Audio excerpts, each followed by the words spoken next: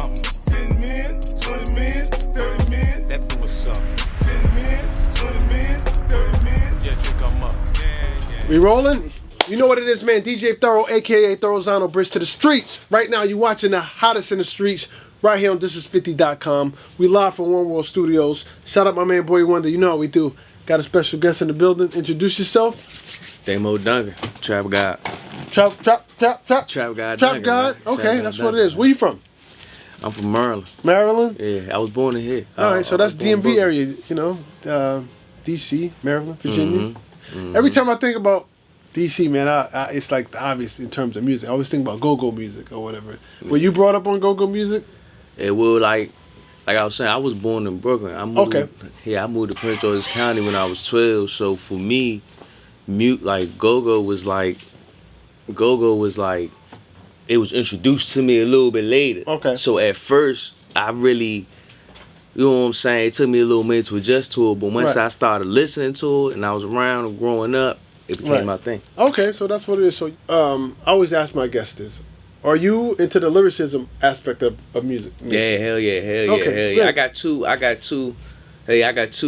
artists that I recently really started tuning into, and I love them because of lyricism. Right. You know what I'm saying? No. Definitely listening to that Benny and that King Hendrix. Oh, okay, so then you know the so you know what real lyricism is. I know what real lyricism is. So you yourself, can you rap? I can rap. Oh, damn, that's my favorite word. Yeah. He didn't tell you didn't tell him that's my favorite word? Rap, bars. Yeah. Now I'm not talking about rapping Christmas gifts. I'm talking about rap. We're talking rap. Okay. So you could cut the auto-tune off. Shit. I'm glad you said that. That's my man, Boy Wonder. He's glad. I know he's glad you said that. Yeah. You know why? Because see that spotlight? Boy Wonder brings that spotlight in here because I have a segment on the show. It's called On the Spot. You know what that means? Yeah. That means you on the spot. We need to hear some bars. You say you rap, right? Look at that. Y'all buddy, man. Look at that. Now listen, so it's no pressure. I'm not telling you to rap off the top of your head like physiological, Robert Topical. I'm telling you to do any of that. I'm just saying give us a go-to rhyme. Every MC, every rapper got a rhyme. I mean, I'm sure you're right. You probably got 1,000 rhymes. That's the thing. I don't really be okay, that's even better. That's even better because you're not getting out of this. That's even better. Do a song. You got songs, right? Yeah, I got a Just song. give the people a taste of why they should be rocking with you. And this is what I call your audio business card. You know how when you meet somebody, you give them your card? Well, this is your audio business card. They see this and be like, oh, shit, I want to get familiar with this guy. He just introduced himself to me through lyrics, through, you know what I mean? Through rhythm. So let's see what you got, man. Let them know the name. Let them know where you're from. And just spit something. No pressure. I'm not telling you to go ahead and do some, you know what I mean? Some battle rap shit. Just want to hear something light. You know what I mean? Let's get it. Your man put me straight on the spot. That's why it's called On the Spot. Alright, man. Come on, you built for this, man. Alright, man. Let's I'm go. gonna try to I put something believe in together you, man. for the people, man. Let's you go. know what I'm saying? Do a song or something. Do one of your records. One of our records? Yeah, alright, I'm gonna do a little mix of this Posey joint, man. Daimo Dunkin, man, y'all know what it is. Let's go. Them youngins spinning blocks, just like Ring Around the Rosie. They gun a nigga down. Now his pockets full of posies. I ain't feeling niggas, man, these niggas just some posers. Bitch, I been one. Man, I always been a soldier. Man, I never been a lookout. I was always on a mission. Always chasing chicken like a black Peter Griffin. These niggas, they don't know nothing. Bitches steady stunting. I be getting paper, I ain't coming home hungry. So you in the city today, man. Welcome to New York City. It's very wet. It's wet out here. It's raining and all that, but we still here making it happen. Let's talk about the music. What do you got out? What are we promoting? Let's talk about it. Man, the main thing right now is my new album. Okay. Organized Crime. I dropped that joint in December. In December, okay. Yeah, but you know what I'm saying? That joint right there, that joint fast. So all right, so it's relevant to this day. Organized Crime. What's the first single of Organized Crime? What are we pushing? The first single was actually a feature I dropped with a artist from around my way, from out DC, Paco Panama. That was road music. Okay. So that was cool, but I feel like right now it's gonna be that Shot Caller. I just dropped a video for that like 2 months ago. 2 months ago? Yeah, but that visual, the song, it's just a whole different vibe, lyrical, you know what I'm saying, good production. Right. I mean, DC has turned, I mean, I know you, Brooklyn, by the way of DC, and vice versa. But I always think about Shy Glizzy, Wale, people like that. You know, artists coming out of the DMV area. Where do you fit in the spectrum? Does DC have a sound in terms of hip hop or rappers? Well, the younger generation, like, you know, the generation after mine, they definitely got a sound. I won't even discredit them and say they don't. Like, they got a sound, they claiming it, you know what I'm saying, they running with it. Right. You know what I'm saying, they standing behind it. But as for, like, my generation and just, you know, more the OGs of the rap, like you mentioned, right, you know, they versatile. They're versatile. You know what I'm saying? Right. Versatile. You know what I'm saying? So speaking of versatility, I'm assuming you're versatile, for sure, right? For sure.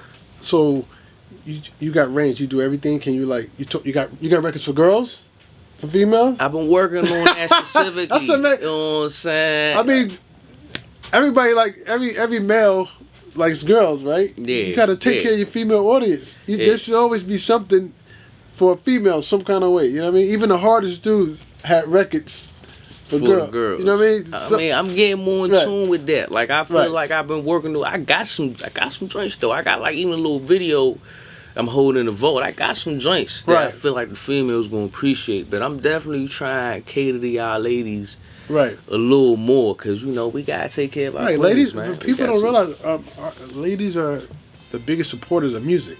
You know what I mean? Yeah. People don't realize that. Even trap, whatever you want to drill, females are the biggest supporters of music. You know what I mean? Biggest supporters of anything. Of anything, really. Yeah. They going to watch your show. Right, because, they going to repost you. Because everything is based on trying to impress a female. Or because of a female. If negatively and positively. You know what I mean? I mean, that's unfortunately. Yeah, in some cases, unfortunately. You know what I mean? Unfortunately. You know what I'm saying? In cases, unfortunately. You know? I feel like you got to want to do things for yourself. And when a female see you shining, she's just naturally going to be attracted to that. Right. If you doing it for them, that's when they going to start pulling them strings. Right.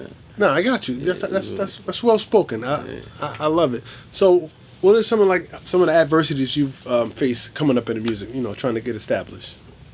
In music, in the business. The biggest problem I feel like I had is, like, in my area, we not really like business oriented with the music. It's like it's so cliquey, and it's like I can't just go out there and make good music. And, you know what I'm saying, collab with artists that's making good music, because there's so much other street beef and stuff going on. So it's like, it's understandable, but that's just been the biggest thing, is like, if I'm cool with this person over here, then it now makes me have problems with this person over here, and I don't even know y'all. But I don't be with that though. No, I get it. I always say that was the worst thing that happened to hip hop, when they brought the streets into the business instead of separating the two. You know what I mean? Because actually one has nothing to do with the other. So it's a lot of people that can't flourish properly because of something in the street, when the whole point is to get out of the street to do something, you know, other than that. So when you start mixing the two, it's like you're running uphill on banana peels. You know what I mean? Yeah. And that is the downfall. You know what I mean? And now what it do now is, because we can't really, like, I feel like because nobody in our area can really push each other up, it kind of puts us at a standstill. So it's like, even though I may be known in my area, it's like we don't have no industry level outlets. Like, I gotta come up here to you know what I'm saying, talk to you. Like, we don't have none. Right. Well, in all fairness, New York City is the media capital of the world. So you're gonna have to come to New York regardless. You're gonna have to go to LA regardless. You know what I mean? Those are like the two biggest media capitals of the world, dealing with entertainment. So there's no way around that. You know what I mean? But I understand what you're saying. You still should have some type of outlets or platforms to showcase the talent that's there. Now we got some. Don't get it twisted. I'm not discrediting nobody that's working. We got some people working. We got bloggers, and we got you know what I'm saying, people doing their thing that's up and coming. But it's like the reach ain't big enough. You know what I'm saying? Right. So where do you draw your inspiration from in terms of making music? Real life. Real life. Like, I can't even put no other way. Like, I can't. I be trying to go in there, like you said, make music for the girls, but I'm not gonna say I'm not a ladies man. Like, I love the women, you know what I'm saying? But I never been chasing that. Right.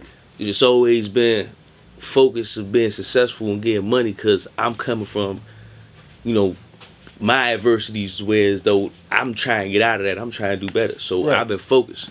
So when it comes down to making music for women, like, it's like, when I go in there, man, the streets is hitting me. Like, real life is hitting me. Like, you know what I'm saying? Right. I'm thinking other stuff. Right.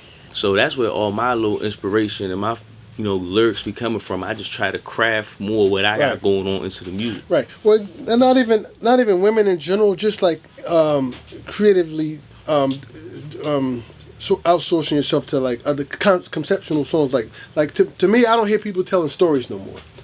Even street stories. Like nobody, like everybody talks about guns, dope, blah blah blah blah, but nobody tells a story of it. Like it's just I'm doing this, I'm doing that. Nobody takes characters like a book. Like I haven't heard. I never heard.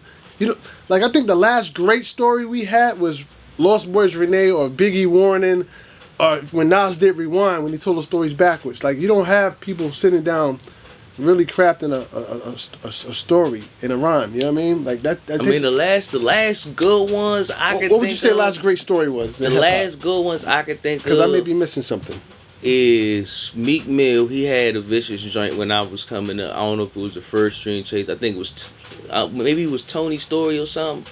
Meek Mill had one, and Gotti had a mean joint too, in one of them Cocaine Music joints. Right. Okay. That I remember, but aside from that, King Von recently he was doing it, but I don't feel like his was. I mean, let me say rest in peace, Silver Man. You know what I'm saying? But I don't feel like you could compare that to some of the other ones we talking about. No, you can't. And I was gonna say that. Yeah, what you're saying, and no discredit to Gotti, King Von, and those other artists, but what the records, that name went global. Like, you know what I mean? Oh, yeah. It didn't stay regional or local. We talking about that. Everyone knows these records I just said.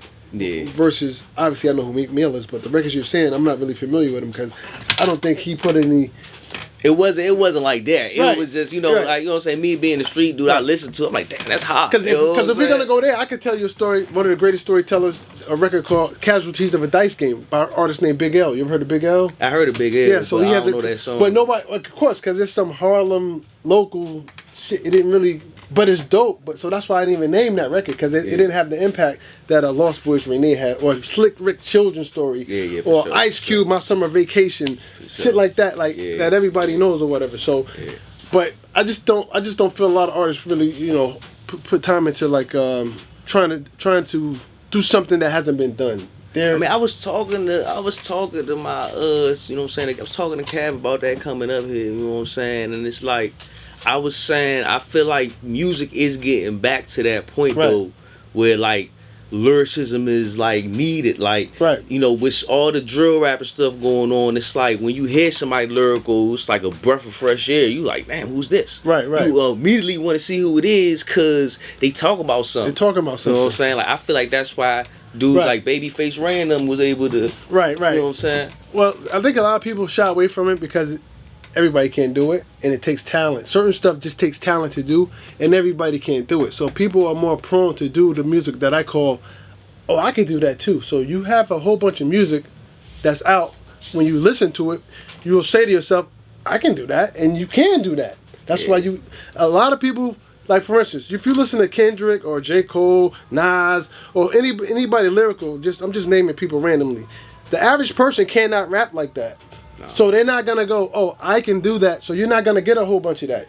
But if you get somebody that's ABC 1, 2, 3, 4, 5, 6, well, hell, everybody can do that. So that's why it's flooded with a whole bunch of that. Nobody wants to take the time to craft and hone an actual talent and separate themselves from people that can't do that. You know what I mean? And that's all recycled bars. You're not even getting no brownie points for that. Right. You know what I'm saying? Let's talk about this. What we got here? What's going on here? Hey, man, it's exotic, right? So my good man make this, you know what I'm saying? Okay. So, we got the DMV. Right. So it's like it's a tri-state area.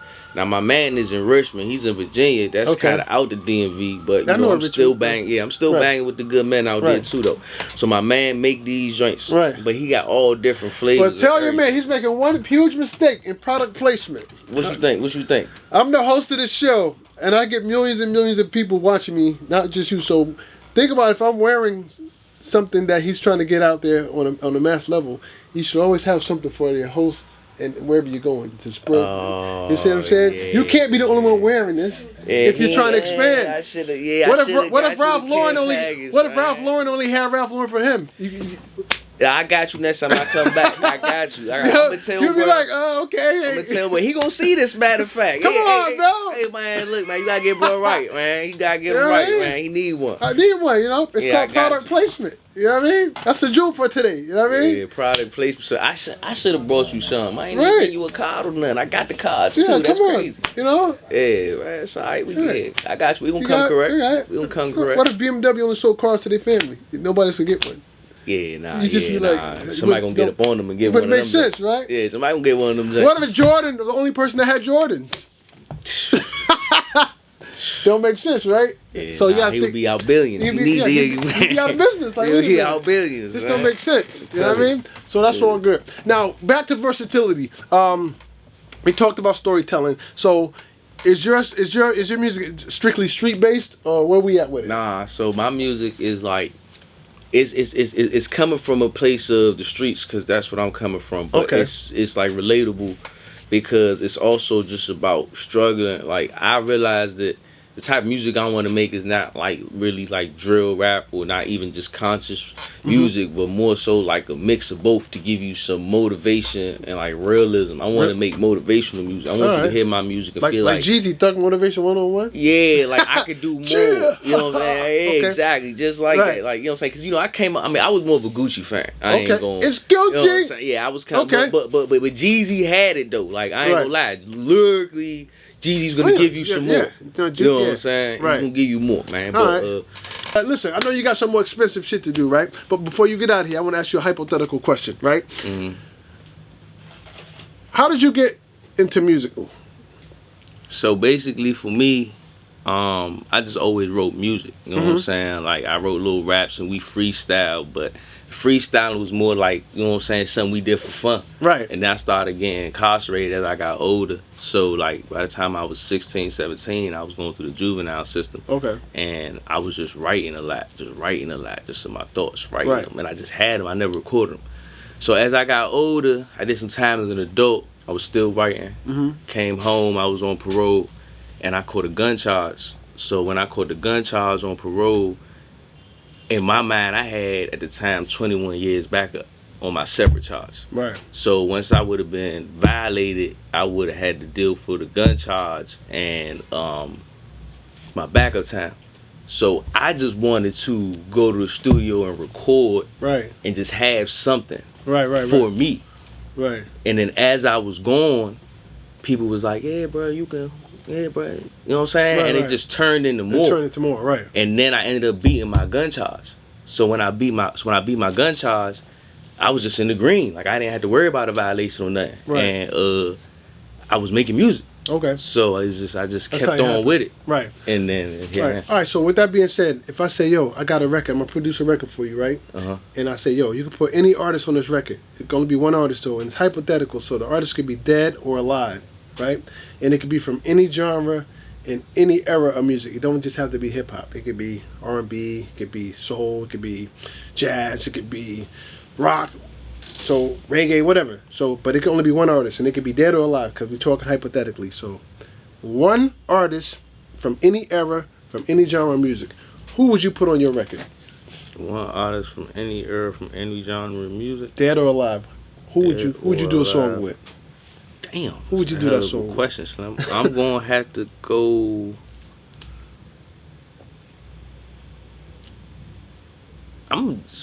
Man.